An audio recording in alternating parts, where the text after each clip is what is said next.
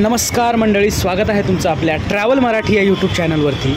तर पुण्याच्या आजूबाजूला आणि पुण्यामध्ये असंख्य असे प्रेक्षणीय स्थळं आहेत जे तुम्हाला आम्हा सर्वांना बघायला आवडतात। पण त्यातलंच एक असं इतिहासात नोंद करावी असे एक प्रेक्षणीय स्थळ पुण्यापासून म्हणजे साधारणतः शनिवारवाड्यापासून 20 ते 25 किलोमीटर अंतरावरती असणारं एक तलाव। त्या तलावाचं नाव आहे मस्तानी तलाव, थोडक्यात प्रेमाचं प्रतीक।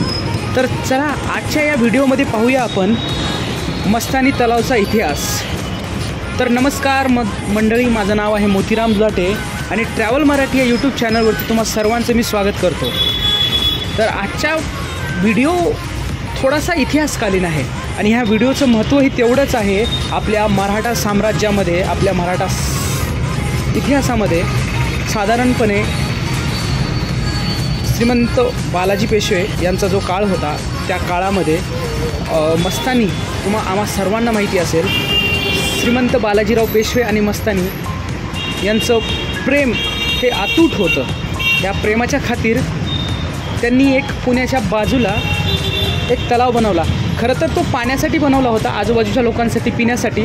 पण संध्याकाळच्या वेळी जेव्हा बाजीराव पेशवे पुण्यामध्ये असत, कारण बऱ्याच वेळा काय व्हायचं, कारण युद्धाच्या वेळी बाहेर असायचे, ज्या वेळी वेळ भेटेल त्यावेळी संध्याकाळी फेरफटका मारण्यासाठी बाजीराव पेशवे हे पुण्याच्या आजूबाजूचा जो काही परिसर होता, म्हणजे आपला तो आत्ताचा सासवड घाट, त्या एरियामध्ये येत असत। साधारणपणे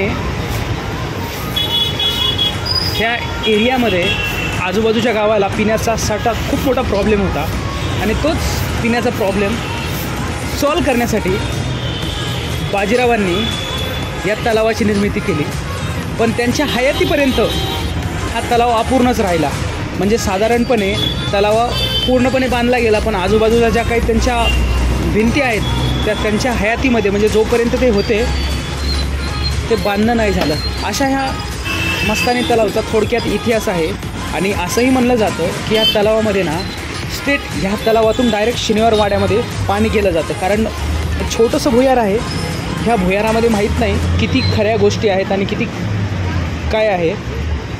ह्या भुयारामध्ये साधारणपणे इथून 25 किलोमीटर अंतरावरती, म्हणजे साधारणतः शनिवारवाड्यापर्यंत अंडरग्राऊंड पाणी गेलेलं आहे। म्हणजे आपल्याला एक भुयार दिसतो, पण किती तथ्य आहे हे आपणा सर्वांना माहिती नाही आहे। पण असे बरेचसे अंडरग्राऊंड टनेल आपण त्याला म्हणू शकतो।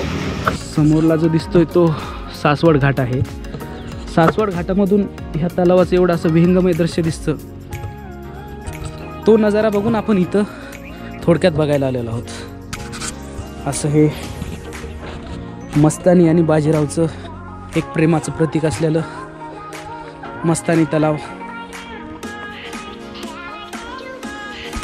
तलावाच्या चारी बाजूंनी थोडीशी स्वच्छता ठेवणं आपलं कर्तव्य आहे आणि PMRDAच्या अंतर्गत असल्यामुळे त्यांची देखील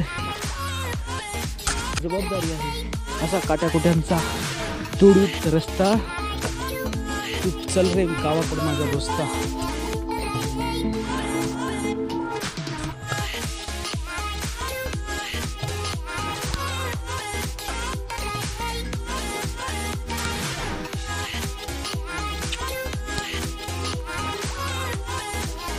या मस्तानी तलावाचा इतिहास खूप मोठा आहे। हा इतिहास थोडक्यात सांगायचं झाला तर या तलावाची निर्मिती साधारणतः 1720 मध्ये दुसरा बाजीराव पेशवे यांनी केली होती।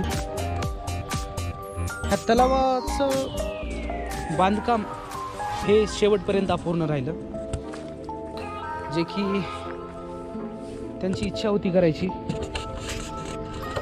या तलावाचा बराचसा भाग अपूर्ण राहिलेला आहे, तो खूप मोठा इतिहास आहे।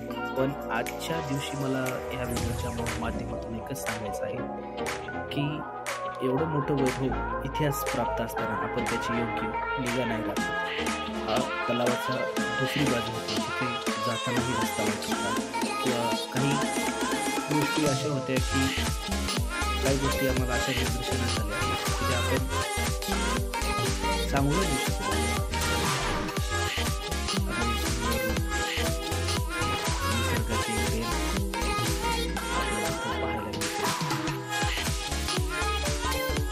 म्हणजे आपण ज्या ठिकाणी इतिहासाच्या पाऊलखुणांची वाट बघत असतो इथे प्रेक्षणीय स्थळ म्हणून येत असतो, त्याच ठिकाणी तुम्हाला हे बघायला भेटतं. म्हणजे चक्क इथं दारूच्या पार्ट्या होतात. बघा इतिहास, किल्ले, गड किल्ले कसे स्वच्छ ठेवायचे आपण. इथे जर एवढ्या दारूंच्या पाटल्यांची रांग लागत असेल मस्तानी तलावावरती, जिथं लोक बघायला येतात, तर काय आपण म्हणू की आपला गौरवशाली महाराष्ट्र आहे. ह्या महाराष्ट्राला इतिहासाचा खूप मोठी देण आहे. एक दिवसाच्या सहलीसाठी तुमच्यासाठी एक परफेक्ट डेस्टिनेशन हा वडकी तलाव आहे. एक पार्किंग 20 रुपये टू व्हीलरसाठी आणि 4 व्हीलरसाठी 40 रुपये आहे. पण तुम्ही जेव्हा सासवडच्या घाटामधून हा नजारा बघाल ना, तेव्हा तुम्ही या वडकी तलावाच्या प्रेमात पडाल. म्हणजे तुम्हाला रिलॅक्ससाठी, एक ट्रीपसाठी वडकी तलाव हा तुम्हाला एक बेस्ट ऑप्शन राहू शकतो. हडपसरपासून साधारणतः एक 10 किलोमीटर अंतरावरती वडकी तलाव आहे. या वडकी तलावाला जाण्यासाठी तुम्हाला खूप सारे मार्ग आहेत. एक सासवड मार्गही येऊ शकता किंवा वडकी गावातूनही तुम्ही जाऊ शकता.